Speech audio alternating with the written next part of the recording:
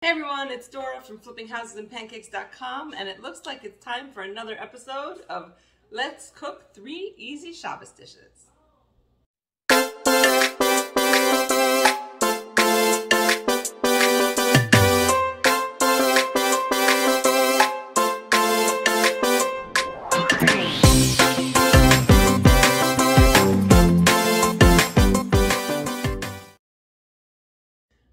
Alright, today we're going to do 3 easy dishes because I've got lots to do. I know, you're really shocked, right? I have lots to do today and I have to get my cooking done. So today we're going to do some real basics. We're going to make some challah. I'm making my water challah from my cookbook, Flipping Houses and Pancakes, Kosher Recipes, and Kitchen Design Tips from an Amateur Professional. Making water challah. We're going to make cornflake chicken, also in my cookbook. And we're going to make some sun-dried tomato and pepper gefilte fish. Those are our dishes. We're going to start with our challah. So I'm going to start by putting my 3 tablespoons of yeast into my mixer. Love this mixer. I've had it since I got married, which is, 21 years. 21 years. It's still going. Still doing all that work for me. All right, we're going to put, I'm going to take a 1/2 cup of sugar, but I'm actually going to make a heaping 1/2 cup. So it just kind of piles up at the top. I usually like to just sprinkle out whatever's piled up at the top into my yeast. I'm going to add warmed up 2.5 cups of water. This is going to sit here for 5 minutes and proof. And what that means is that we're just going to make sure that the yeast is working by waiting to see if it kind of bubbles up and foams up to the top. Once we know it's working, we're going to put the rest of the ingredients in and get going. Now we are making a water challah, and the water challah is not very sweet, and it doesn't have eggs in it. And that's because we're Sephardi, and Sephardim don't eat challah with eggs in it and wash for the meal. So we'll eat it at other points in time, but not for a Shabbos meal. So we are making water challah today. Let's come back in 5 minutes and see if it's proofed. Okay, you see my yeast is proofed really nicely. It's got all those bubbles. See the bubbles in there? And you can smell it. It smells like yeast. I know you can't smell it right now, but I can smell it. Okay, that tells me the yeast is working and we can finish making our challah. Okay, since the yeast is ready, we're going to go ahead and add the rest of the ingredients. So we're going to add the rest of the sugar. I'm going to add a heaping tablespoon of the salt. Heaping tablespoon, you can adjust that as you like it. Some people like more, some people like less. It just has to do with flavor, so you don't have to worry about that. We're going to add a 1/2 cup of oil. Now I'm using avocado oil today, but you can use canola oil or vegetable oil. You want to use a very light flavored oil. I wouldn't recommend olive oil, but if you really like that, it's your challah, you're eating it. So 1/2 cup of oil. And I'm going to set this down and mix it just for a minute. My mixer is noisier than it used to be, but it's still going. It's still going. All right. Okay. And here's my measuring cup. Now we start to add the flour. That's all the ingredients that go in my challah, in my water challah. Okay? Those are all the ingredients. And then we have about 8 cups of flour. I'm going to put 4 in, mix it up a little bit, and put 4 more, just because my mixer really can't. It's like the edge of its capacity. I don't have a super big mixer, so it helps it when I mix it up halfway through. 3, 4. It also helps me remember how many cups of flour I put in. Do you guys get lost also while you're measuring things out? I feel like I'll be like, oh no, did I put 3 or did I put 4? So if I remember to stop after 4 and mix it, I know I've done 4 and I can start over. Like, I can't get too confused, right? All right, so it's mixed up just a little bit. I'm gonna add the other 4 cups of flour, knead it a little bit in my machine, and then I'll probably finish the kneading by hand.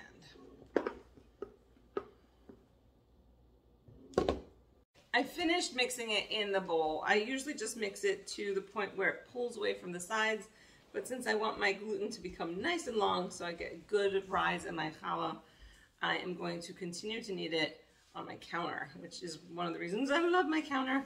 Look at this. I added a little more flour just because it was a little sticky today. When you're making bread or challah, anything like that, you have to pay attention. Don't add the last bit of flour too fast because sometimes you need a little less depending on the weather.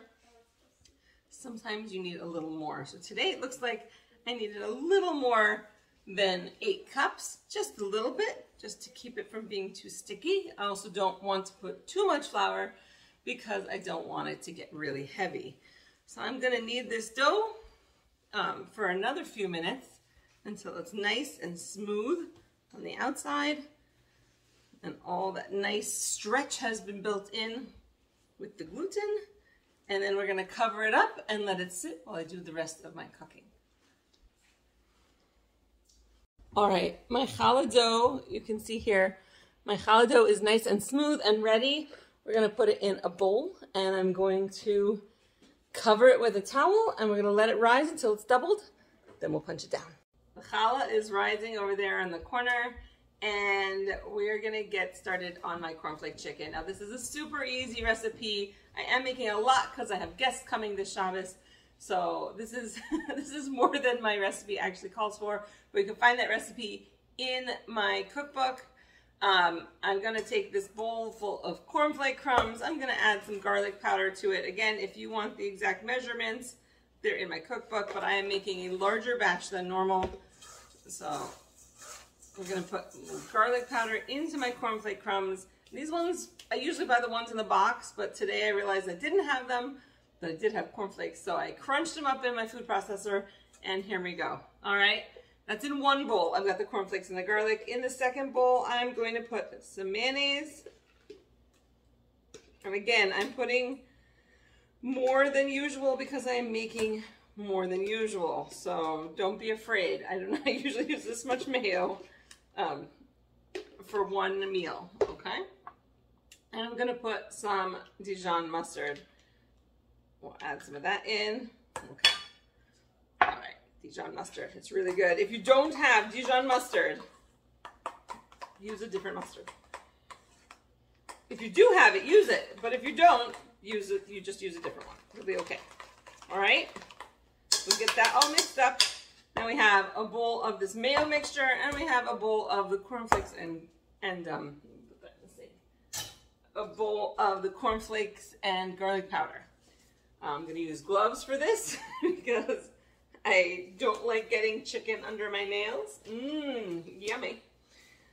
We're going to start breading this chicken. I have a sheet pan. I already covered it in foil and sprayed it because I like to have an easy cleanup later. I don't like things to stick.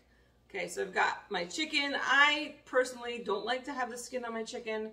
So I have skinned all the chicken and washed them. And they're sitting here waiting. I have nice drumsticks. We can coat my chicken in the mayo mixture, the mayo and mustard mixture, and then dredge it in the cornflakes, which just means coat it in the cornflakes. I'm going to lay it on my sheet pan. And I'm going to go ahead and just coat the chicken one piece at a time and lay it down. Tend to like using one gloved hand for the mayo part, dropping it into the cornflakes, and then using the other hand for the cornflakes because it keeps it from getting too gross on my gloves. And that's all I'm going to do. I'm going to lay these all out, spray the tops with a little bit of cooking spray, and pop it in my oven at 375 until it's fully cooked. And by that I mean overcooked. I like my chicken falling off the bone. So I'm going to cook this way past the 180. I'm probably going to cook them to about 200 degrees. And, but you'll see, they'll be nice and browned and looking really yummy. That's when you take them out. I'll show that to you a little later. But in the meantime, I'm going to finish coating all my chicken, and then we'll be back to do the rest of my cooking. Okay, my challah is still rising. So we're going to move on to my sun-dried tomato and pepper gefilte fish. I have 2 loaves of gefilte fish that I've put in this pan. I have a lot of guests coming. I don't have a lot of cleanup, so I'm using an aluminum pan for this. But my 2 loaves of gefilte fish, I took them out of the plastic wrappers. I took them out of their paper wrappers. Sometimes the best way to do that is to rinse them underwater for a minute and you'll be able to unpeel them. You want them to still be frozen. You want them to thaw, they get smushy and weird. So they get smushy and weird. Okay, so what we're gonna do is, now that they're in the pan, because this is gonna go in the oven, I don't have to cook this on the stovetop. It's part of the best part of it. I'm gonna cut it up, dice it, and I also have half of a red pepper and half of an orange pepper, and I'm gonna dice those as well. Looks like I'm gonna run out of room on my little tiny cutting board. I don't know where my big cutting board is, so I have to find that. We're gonna just push that onion right over the gefilte fish, and we're gonna slice up the peppers. Well, dice up the peppers, I should say. I'll slice them, and then I just kind of bunch them together and cut them again. And that gives me my dice. Doesn't have to be perfect. This will taste good. Oops. One piece somehow didn't get chopped, which is kind of funny. Okay. And traditionally you would boil gefilte fish, and it comes out delicious that way. Boil it with a little sugar in the water and some carrots, and it comes out really great. But that's just another pan I would have to wash today, another pot, and I don't want to do that. So today, my gefilte fish is going in the oven. So we've got the peppers in, got the onions in. This is a really easy recipe. Okay, and I have some, I'm gonna use about 8 sun-dried tomatoes. These ones are packed in oil. You could use ones that are packed in water or dry packed, whatever you want, okay? And I'm just gonna chop those up. You want them to be pretty small because they don't get super soft. The ones that are packed in oil get a little softer, which is why those are the ones I have today. I'm gonna chop them up into smallish pieces. This really boosts the flavor in my dish. Okay, we're gonna add that to the gefilte fish. Okay, and I'm just gonna push those kind of, lay everything kind of off to the side. I don't need the vegetables on the gefilte fish. You could really do the vegetables and then put the gefilte fish in, but I just didn't. But you could do it in that order if you want. Then I have a package of good seasoned salad dressing, the Italian salad dressing mix, and I made it the way you're supposed to make it for salad dressing. So if you don't have this one, you could use Italian dressing. I just find that I like this one the best. And I'm going to pour my dressing over the gefilte fish. Make sure you coat the gefilte fish, and obviously some of it will go onto the vegetables. This is going to get put in the oven. Look at this. Let me just show you. This is going to get put in the oven. That's what it looks like pre-baked. Okay, it's going to get put in the oven at 350 degrees. I'm going to bake it until it gets nice and kind of crusty and done looking, like if you were looking at a cake and it got that kind of golden color. My gefilte fish is going to do that too. So we're going to put this in the oven, bake it, and you're going to see it's going to be awesome. And I'll show it to you when it's done. First of all, sorry about the background noise. My ovens are both on and they make this kind of weird humming sound. So it's like the, like in the background. It's because my chicken is in the top and my fish is in the bottom. And now I'm going to get ready to braid my challahs. So first I'm going to take off some challah that is going to get burnt later. I don't have quite enough to make the bracha on that because this is only a 2.5 pound challah today. But if I had 5 pounds, I would have been taking challah from that to make a bracha on. And today I am just going to make 3 challahs, 3 basic challahs. So I'm going to split my dough up into 3 and I'm just going to be braiding them up. Super basic, super simple. I wiped down my counter again, so I'm ready to go. And I'm gonna just be braiding very basic 3-strand challah, mainly because I don't have time. There's no time, so we're gonna do the fastest thing we can. I'm gonna put them on a sheet pan that I have covered in parchment paper, and I'm gonna cover them again and let them rise. But I could put them in a baking pan if I wanted a specific shape. You can get those nice oval pans or a rectangular pan if you want to make your challahs like that. So I'm going to just roll these out real quick.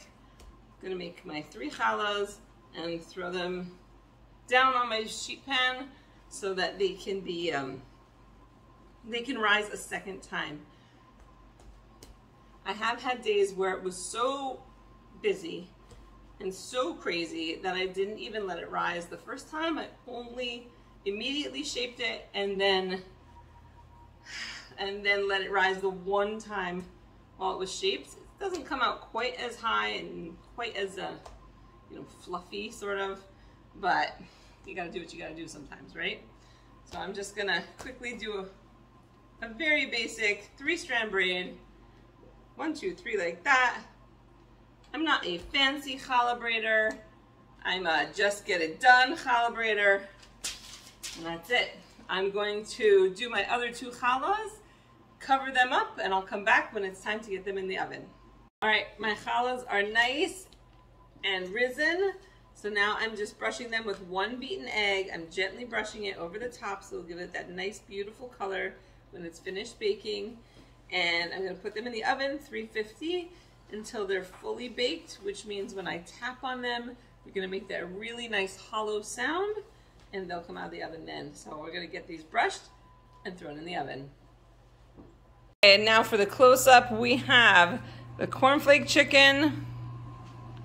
Delicious, delicious. The water challah. And the sun-dried tomato and pepper gefilte fish. Oh wow, this all looks delicious. Can't wait to eat it. And there we have it. My cornflake chicken, my water challah, and my sun-dried tomato and pepper gefilte fish. I hope you enjoyed cooking with me for Shabbos today. And if you did, please like, subscribe to my channel, hit the bell for notifications so you find out every time I upload a video. And of course, check out my website, flippinghouseandpancakes.com, where you can go ahead and buy my cookbook, same title, Flipping Houses and Pancakes. It's on my website. You can buy it there so you have the recipes for the chicken and the challah. flippinghouseandpancakes.com.